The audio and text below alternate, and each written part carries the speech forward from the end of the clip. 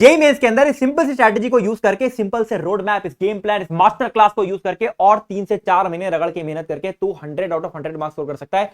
एक नंबर भी नहीं कटेगा तेरा केमिस्ट्री के अंदर, इस बात की मैं गारंटी ले रहा हूं। अगर आज की इस मास्टर क्लास को, इस रोड मैप को तूने अच्छी तरीके से फॉलो कर लिया, और इस बात के अंदर मुझे इतना ज्यादा कॉन्फिडेंस इसलिए क्योंकि ये वो रोड मैप है जो लास्ट ईयर 100% एलियर्स ने फॉलो करा है। भाई साहब केमिस्ट्री के अंदर ना ऑर्गेनिक केमिस्ट्री की बेस्ट सेलर किताब का ऑथर हूं।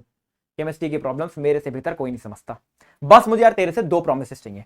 आज की इस वीडियो में मैं इतनी सारी चीजें तेरे लिए फ्री लेकर आया हूं ना, जो तूने YouTube पर, जिसके लिए पता, जिसके लिए YouTube पर हजारों रुपए, लाखों रुपए लोग चार्ज कर रहे हैं, वो चीज आज के दिन में तेरे लिए कंप्लीटली फ्री में लेकर आ गया हूं। और इतनी सारी चीजें फ्री में तेरे को किसी वीडियो में नहीं मिलने वाली है। दूसरी चीज, इस वीडियो के अंदर ना 25 से 30 घंटे की मेहनत गई है बनाने में। बस मैं तेरे से 2 प्रॉमिसेस चाहता हूं मेरे भाई, इस वीडियो को ना एंड तक सुनना। एक भी चीज अगर तूने मिस करी ना, एक भी चीज मिस इंटरप्रेट हो गई ना, भाई प्रिपरेशन खराब हो जाएगी तेरी भी और मेरी। 25 से 30 घंटे की मेहनत तो जाएगी। और दूसरा प्रॉमिस मुझे ये चाहिए, इतनी मेहनत इसमें लगी है, इतना सब कुछ मैंने सब कुछ झोंक दिया इस वीडियो के अंदर, तो यार फॉलो तो कर लेना भाई। जो बोलूंगा उसको एटलीस्ट अप्लाई तो कर लेना, बस सुन के मत चले जाना। स्टार्ट करते हैं। सबसे पहली चीज भाई साहब, केमिस्ट्री के अंदर 3 पोर्शन है, ऑर्गेनिक, इनऑर्गेनिक और फिजिकल। ठीक है, बहुत सिंपल लैंग्वेज में अगर मैं तीनों का नेचर बताऊं, इनऑर्गेनिक केमिस्ट्री के अंदर रटना ज्यादा पड़ता है, ऑर्गेनिक केमिस्ट्री के अंदर एप्लीकेशन पार्ट भी बहुत है और रटना भी ज्यादा पड़ता है, और इसके साथ में क्वेश्चन सॉल्विंग भी इसकी अच्छी खासी करनी पड़ती है, जैसे मैथ्स में करनी पड़ती है। फिजिकल केमिस्ट्री कंसेप्चुअल है थोड़ी बहुत, साथ में एक बार तेरे को फॉर्मूला समझ आ गया, उसका एप्लीकेशन समझ आ गया, तो तू बहुत आराम से इसको कर ले जाएगा। एक एक करके इसकी स्ट्रैटेजी डिस्कस करेंगे, डिटेल में डिस्कस करेंगे, सुनते जाना इन तक। वीडियो को अगर तुमने छोड़ा और भाई बीच में छोड़ के चले गए तो यार तुम्हारा लॉस है, मेरा तो क्या ही लॉस है, तुम्हारा ज्यादा लॉस है। फिजिकल केमिस्ट्री की स्ट्रैटेजी डिस्कस करते हैं। सबसे पहले स्क्रीन पर मैं 5 चैप्टर लिख रहा हूं, इन 5 चैप्टर्स में से एक भी चैप्टर फिजिकल केमिस्ट्री के अंदर छूटना नहीं चाहिए। ये 80% फिजिकल केमिस्ट्री है जेईई मेंस की। एटॉमिक सेक्टर, मोल कांसेप्ट, इलेक्ट्रोकेमिस्ट्री, थर्मोडायनेमिक्स और केमिकल काइनेटिक्स, और इसके सवाल भी बहुत ही आसान आते हैं, कैलकुलेशंस भी ज्यादा टफ बनती नहीं है, तो इनके क्वेश्चंस तेरे को जरूर कर आने हैं एग्जाम के अंदर। दूसरी चीज, फिजिकल केमिस्ट्री को पढ़ने का सही तरीका क्या है, देख मेरे भाई बहुत ध्यान से समझ। मैंने एक पूरा रोड मैप बना रखा है फिजिकल केमिस्ट्री को पढ़ने का, तभी बोलता हूं भाई ऐसी चीज ना अगर तेरे को फिजिक्स और मैथ के अंदर भी चाहिए ना, तो सब्सक्राइब बटन पे क्लिक कर दे, वरना ये वीडियो मिस हो जाएंगी। ठीक है, तो फिजिक्स और मैथ के लिए सब्सक्राइब जरूर कर देना।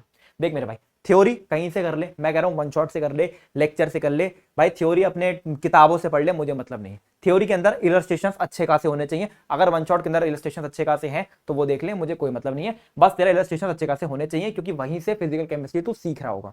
देख मेरे भाई, थ्योरी जब तू पढ़ता है ना, इलस्ट्रेशन को सबसे अच्छी तरीके से लगाना है, क्योंकि ये वो चीज होती है जो तेरे को क्वेश्चन सॉल्विंग सिखाएगी। खुद से ट्राई कर, नहीं बनते हैं फेल कर, फिर ट्राई कर, फिर फेल कर, फिर ट्राई कर, फिर फेल कर। हर बार टीचर के करने से पहले खुद इलस्ट्रेशन, जो क्लास के क्वेश्चंस होते हैं ना, वो खुद से ट्राई कर। फिर कैलकुलेशंस, भाई क्लास के अंदर कोई भी सवाल टीचर कराता है, कैलकुलेशन टीचर छोड़ देगा, तुझे करनी है। अगर तू क्लास में कैलकुलेशन नहीं करेगा ना, तो भाई क्वेश्चन सॉल्विंग में कैलकुलेशन कभी नहीं होने वाली है, एग्जाम में तो कभी नहीं होने वाली है।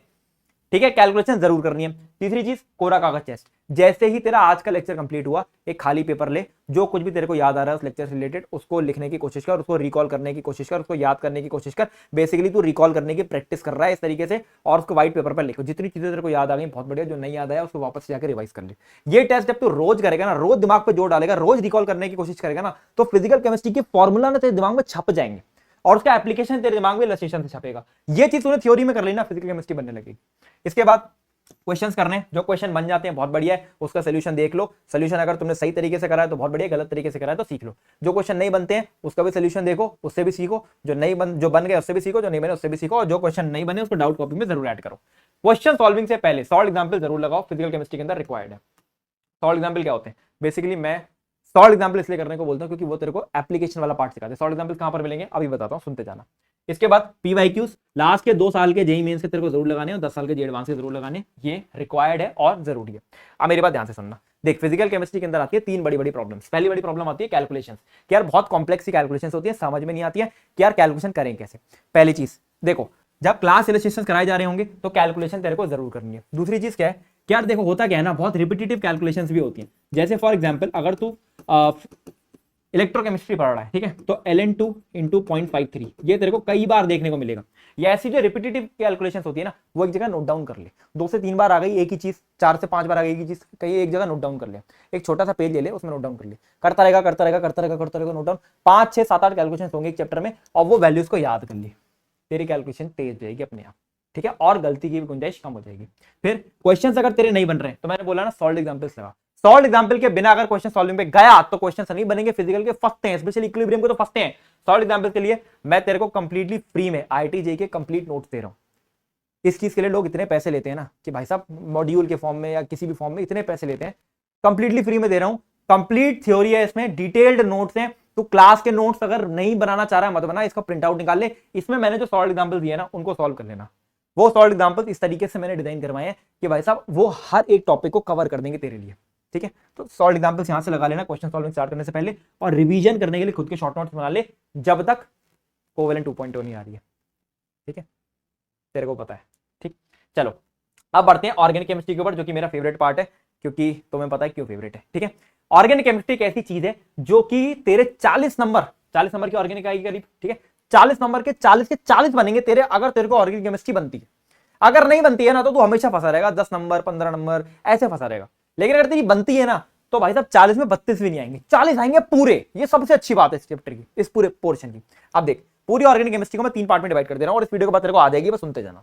मैं 3 पोर्शन में डिवाइड कर रहा हूं। पहला portion GOC, isomerism, reaction mechanism, जो तेरे ऑर्गेनिक केमिस्ट्री का बेस बनाएगी, ठीक है। दूसरा पोर्शन है हाइड्रोकार्बन से लेके अमाइंस वाला पार्ट, मतलब हाइड्रोकार्बन हो गया, एल्कालाइड एराइलाइड हो गया, फिर अल्कोहल फ्रॉम ईथर हो गया, एल्डिहाइड कीटोन हो गया, कार्बोक्सिलिक एसिड हो गया, अमाइंस हो गया। ये वाला पूरा पोर्शन मैंने एक जगह लिख दिया जहां पे रिएक्शंस होती हैं, मेथड ऑफ प्रिपरेशन होते हैं, केमिकल प्रॉपर्टीज, फिजिकल प्रॉपर्टीज, ये सारी की सारी चीजें होती हैं। फिर उसके बाद बायोमोलिक्यूल्स, ठीक है। ये है एनसीईआरटी का बाइफर्केशन। एनसीईआरटी के अंदर अगर तू सिलेबस देखेगा तो ऐसी बाइफर्केट रहता है, और जनरली कोचिंग के अंदर भी जनरली ऐसे पढ़ाया जाता है, पर हाँ रिएक्शन मैकेनिज्म तेरे को देखने को नहीं मिलेगा एनसीईआरटी के अंदर, बाकी जनरली तो ऐसे ही रहता है, ठीक है।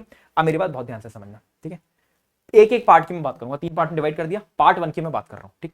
पार्ट 1 देख, पार्ट 1 सबसे इंपॉर्टेंट है, क्योंकि अगर तेरा पार्ट 1 बनता है तो भाई तेरी से पूरी ऑर्गेनिक बन रही है। पार्ट 1 क्या है? जीओसी पढ़ सबसे पहले जनरल ऑर्गेनिक केमिस्ट्री, सबसे इंपॉर्टेंट पोर्शन, इसी के अंदर प्रैक्टिकल ऑर्गेनिक केमिस्ट्री भी इंक्लूडेड होती है, सबसे इंपॉर्टेंट पोर्शन। जीओसी के अंदर लेक्चर से ही देखने हैं, वन शॉट से कोई नहीं करेगा। हरे में लिख रखा है मैंने, जहां पर वन शॉट करना है मैं बता दूंगा, वन शॉट से कोई नहीं करेगा, ठीक है। लेक्चर से देखने, टाइम लग रहा है लगाओ टाइम, यहां जो टाइम लगाओगे बाद में वो टाइम बचेगा। लेक्चर देखो, ठीक है। उसके बाद ना मेरे भाई एक किताब आती है कोवेलेंट नाम की, ठीक है। ये मेरी किताब है। इस किताब के अंदर कंप्लीट ऑर्गेनिक केमिस्ट्री 120 पेज में कनेक्टेड फॉर्म में पढ़ाई गई है। कनेक्टेड फॉर्म में क्या मतलब? देखो, एक चीज को दूसरी चीज से अगर कनेक्ट करके पढ़ोगे तो याद रहती है, साथ में कलरफुल तरीके से बनाई गई है। कलरफुल तरीके से क्यों? ताकि यार तुम्हारा रिटेंशन बन सके। जब तुम इसको पढ़ोगे ना, और फिजिकल फॉर्म में, पीडीएफ फॉर्म में नहीं, पीडीएफ निकालनी होती तो मैं खुद निकाल देता। तेरे को आईटीजे नोट्स चाहिए ना पीडीएफ फॉर्म में, इसके लिए पीडीएफ नहीं, क्योंकि कलरफुल है। जब तो पीडीएफ इसको पढ़ेगा ना किताब के फॉर्म में तो तेरा रिटेंशन बढ़ेगा। इसके अंदर ना तेरे को क्या करना है, जीओसी के लेक्चर देख, किसी भी कोचिंग में पढ़ रहा है लेक्चर देख ले, कोई दिक्कत नहीं है। उसके बाद ना कोवेलेंट उठा लियो। कोवेलेंट में 20 पेज में मैंने पूरी जीओसी खत्म कर रखी है, सारे पॉइंट्स टच कर रखे हैं, टेबुलर फॉर्म में, अलग अलग डेटा के फॉर्म में, बहुत सारी चीजें बना रखी है, बहुत कलरफुल तरीके से। तुझे क्या करना है, ये जो 20 पन्ने हैं, ठीक है, इनको कम से कम 20 बार पढ़ना है, ठीक है। यानी अगर तू 20वीं बार जब पढ़ रहा होगा ना तो तेरे पन्ने ऐसे पलटने चाहिए, समझ गया? ऐसे पलटने चाहिए। जिस दिन वो चीज आ गई तो तेरी पूरी जीओसी बनने लगेगी, तेरी पूरी जीओसी यहां सेट हो जाएगी। ये बेसिकली वो टूल है जो तेरे सारे लेक्चर्स को यहां सेट कर देगा, ऐसे सेट कर देगा कंप्रेस फॉर्म में, समझ गया? सबसे जरूरी चीज है, ठीक है। इसलिए नहीं बोल रहा हूं कि भाई साहब मेरी किताबें खरीद लो, 300 रुपए की बुक है, कोई महंगी भी नहीं है, ठीक है। हर बच्चे के पास होनी चाहिए। और अगर तेरे को लगता है ना कि भाई साहब ये मैं तेरे को गलत बोल रहा हूँ या गलत चीज बता रहा हूँ, कमेंट डिस्क्रिप्शन में लिंक दूंगा, लिंक खोलना, नीचे रिव्यूज पढ़ लेना। रिव्यूज में अगर तेरे को कुछ भी गड़बड़ मिले ना मत लेना, कोई बात नहीं, ठीक है। सीधी बात है, आज के बच्चे यार सुनते ही नहीं है एडवाइस को भाई, जो जेन्युइन एडवाइस होती है। तू इसको 20 बार पढ़ लेगा ना, पूरी जीओसी दिमाग में फिट हो जाएगी। फिर एमएस चौहान के सवाल, इसके बाद एमएस चौहान की सबसे जरूरी चीज, एमएस चौहान के लेवल 1 के क्वेश्चंस। भाई मॉड्यूल लगा लियो, कोई दिक्कत नहीं है, मॉड्यूल पूरी ऑर्गेनिक में लगाने को बोलूंगा मैं। इसमें मॉड्यूल के साथ में एमएस चौहान के सवाल लगा लेना भाई। यहां बेस बन गया ना जीओसी में, आगे की चीज ईजी हो जाएगी। फिर आइसोमेरिज्म में पढ़ते हैं। आइसोमेरिज्म में भाई वन शॉट देख ले, मैं कह रहा था जहां वन शॉट देखना होगा बता दूंगा। वन शॉट देख ले, बेसिक आइसोमेरिज्म तेरे को पता होना चाहिए। इंडिपेंडेंट क्वेश्चन इसका नहीं देखने को मिलता है, किसी के साथ मिक्स होकर क्वेश्चन आएगा और अंत में बस तेरे को आइसोमेरिज्म बेसिकली पता होना चाहिए। वन शॉट देखने के बाद कोवेलेंट पढ़ लियो, अच्छी तरीके से तूने कोवेलेंट पढ़ ली ना, तेरे को आइसोमेरिज्म जो चमकेगा ना मेरे भाई, किसी और को नहीं चमक सकता। और यहाँ इसमें तो मैंने इतना प्यारा बनाया ना आइसोमेरिज्म, तू सोच नहीं सकता। फिर रिएक्शन मैकेनिज्म की बात करते हैं। रिएक्शन मैकेनिज्म बेसिकली कैसा पोर्शन होता है जहां पर सबसे पहले रिएक्शन इंटरमीडिएट्स पढ़ाए जाते हैं, कार्बोकैटाइन, कार्बोएनाइन, ठीक है। और उसके बाद तेरे को पढ़ाए जाते हैं रिएक्शन मैकेनिज्म्स, डिफरेंट मैकेनिज्म्स पढ़ाए जाते हैं, जिसमें कार्बोकैटाइन का मैकेनिज्म भी होता है, जिसमें E1 होता है, S1 होता है, S2 होता है, E2 होता है। ये सारे रिएक्शन मैकेनिज्म्स पढ़ाए जाते हैं, मोस्ट ऑफ द कोचिंग में ऐसी पढ़ाई जाती है। अब ये जो मैकेनिज्म अगर तेरे को पढ़ाए जा रहे हैं तेरे कोचिंग में, तो इसको ना टीचर और उनके होमवर्क से अच्छी तरीके से पढ़ना। टीचर और उनका होमवर्क टीचर उनका होमवर्क और कोरा कागज टेस्ट रोज के रोज, मतलब खाली पेपर पे रोज लिख के देख रहा है, जो आज पढ़ा है रोज रिकॉल कर रहा है, रोज रिकॉल कर रहा है, रोज रिकॉल कर रहा है, रोज रिकॉल कर रहा है। और कोवेलेंट, भाई साहब कोवेलेंट के अंदर ना रिएक्शन मैकेनिज्म पूरा कंप्रेस्ड है और बहुत अच्छी तरीके से कंप्रेस्ड है, बहुत अच्छी तरीके से बनाया हुआ है। तो अगर तूने ये तीनों चीजें कर ली ना तो तेरी ऑर्गेनिक बन जाएगी। अब यहां क्या हुआ, यहां तो तेरे को जनरल ऑर्गेनिक केमिस्ट्री समझ आई, यहां पर तेरे रिएक्शन मैकेनिज्म क्लियर हुए और आइसोमर्स मोटा मोटा तूने सीख लिया। आग मैं कह रहा हूं अगर 4 महीने तू ऑर्गेनिक पढ़ेगा ना, 3 महीने तूने ये काम कर लिया ना, 1 महीने में ये पूरी ऑर्गेनिक आगे की बन जाएगी, जितनी ऑर्गेनिक है पूरी बन जाएगी भाई साहब। ठीक है, अब आगे की चैप्टर की बात करते हैं, हाइड्रोकार्बन से लेकर अमाइंस तक। लेक्चर देख लियो, वन शॉट देख लेना, कोई मतलब नहीं है, पीछे के अगर तूने जो चीजें मैंने बताई वो सही कर रखी है तो फिर कोवेलेंट की रीडिंग 3 से 4 बार हर चैप्टर के अंदर लगाएगा, पूरा चैप्टर यहाँ पे कंप्रेस हो जाएगा। वैसे 300 रुपए की किताब है यार, ठीक है, मतलब क्या, मैं तो आजकल बच्चे को बोलता हूँ अगर ये तेरे पास नहीं है ना तो ऑर्गेनिक क्या ऑर्गेनिक पढ़ रहे हो तुम लोग यार। फिर मॉड्यूल और फिर पीवाईक्यूज लास्ट के 2 साल के जेईई मेंस के और 10 साल के जेईई एडवांस के, ये हो जाएंगे तो तेरा ऑर्गेनिक केमिस्ट्री बिल्कुल अच्छी तरीके से बन जाएगी। अब इसमें देख, सबसे बड़ी बच्चे की प्रॉब्लम होती है क्या, ये वाला जो पोर्शन है ना, इसको हम लोग दिमाग में याद कैसे रखें, इसमें बहुत सारे रिएजेंट्स हैं, बहुत सारी रिएक्शंस हैं। तो मैंने क्या करा, मैंने हर चैप्टर के सारे रिएजेंट्स एक चार्ट पेपर में कंबाइन कर दिए, जो मैं मेरी कोवेलेंट के साथ तेरे को कंप्लीटली फ्री में भेज दूंगा। ठीक है, तुझे बस कोवेलेंट ऑर्डर करनी है, वो तेरे साथ आ जाएगा। उस चार्ट पेपर को ना स्टडी टेबल के सामने ऐसे चिपका ले, ये तूने चिपका लिया चार्ट पेपर। ठीक, अब चार्ट पेपर को देखता रहे, ठीक है, रोज देखेगा, रोज देखेगा, रोज 10 रिएजेंट देख, रोज 10 रिएजेंट देख, रोज 10 रिएजेंट देख, याद हो जाएंगे। और ये याद हो गए ना भाई साहब, ऑर्गेनिक के 40 नंबर के क्वेश्चन में से 30 नंबर के क्वेश्चन तो ये रिएजेंट है। ठीक है, तो सबसे जरूरी चीज है ये, और ये चार्ट कंप्लीटली फ्री है कोवेलेंट के साथ, डिस्क्रिप्शन में मैं लिंक दे दूंगा। अब देखो ऑर्गेनिक के अंदर तीसरा पार्ट जो कि है बायोमोलिक्यूल्स। बायोमोलिक्यूल्स लेक्चर से देख, कहीं से देख, कोई मतलब नहीं है, एनसीईआरटी जरूर पढ़ लेना, एनसीईआरटी की लाइन बाय लाइन रीडिंग जरूर लगा लेना, यहां से सचिन नीतन के सवाल भी आते हैं, डायरेक्ट सवाल भी देखने को मिल जाते हैं। अब ऑर्गेनिक की प्रॉब्लम्स की बात कर लेते हैं। पहला प्रॉब्लम होता है कि ऑर्गेनिक याद नहीं होता है। कोवेलेंट जैसी किताब है तेरे पास, ठीक है, या रिएजेंट चार्ट है, हाइड एंड सीक टेक्निक का यूज करेगा तो अच्छी तरीके से याद होने लगेगा। क्या हाइड एंड सीक टेक्निक है, जैसे मान लो कोई चीज को याद करनी है, मैंने कहा मान ले ये अल्काइल हैलाइड की एक रिएक्शन याद करनी है, ठीक है, तो अपना हाथ रख ले आधी रिएक्शन पे और दिमाग में ये रिकॉल कर कि यार इसमें क्या बनता था, RX RNA को देख के हाँ ये बनता था, फिर देख क्या वो बना है कि नहीं बना। इस तरीके से हाथ रख के हाइड एंड सीक टेक्निक बोलता हूं मैं इसको।